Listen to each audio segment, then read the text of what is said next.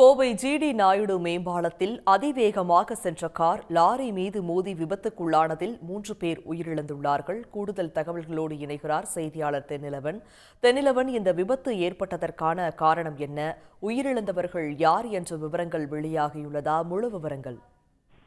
நிச்சயமாக. அதாவது கோவை மாநகரில் போக்குவரத்து நெரிசலை குறைப்பதற்காக கடந்த வியாழக்கிழமை பாத்தீங்கன்னா சுமார் 10 கிலோமீட்டர் தொலைவில் அமைக்கப்பட்ட அந்த ஜிடி நாயுடு மேம்பாலமானது கடந்த வியாழக்கிழமை வந்து பொதுமக்கள் பயன்பாட்டுக்காக திறந்து வைக்கப்பட்டது.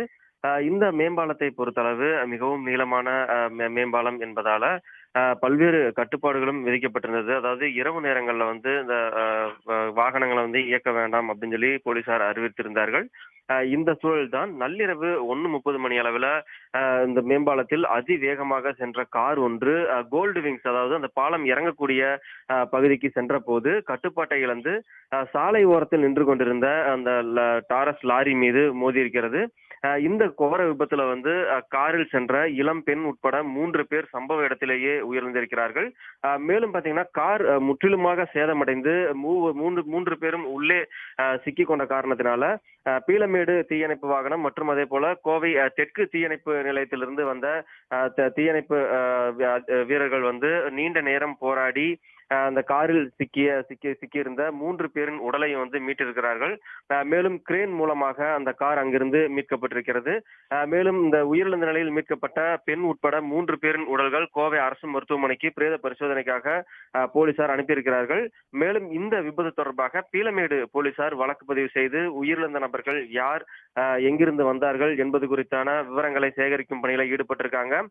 மேலும் பாத்தீங்கன்னா அந்த காரில் பயணித்த 3 பேரும் உயிரிழந்த காரணத்தினால காரின் எண் கொண்டு அவர்கள் யார் என்பது குறித்து விசாரணையானது தற்போது நடைபெற்று வருகிறது.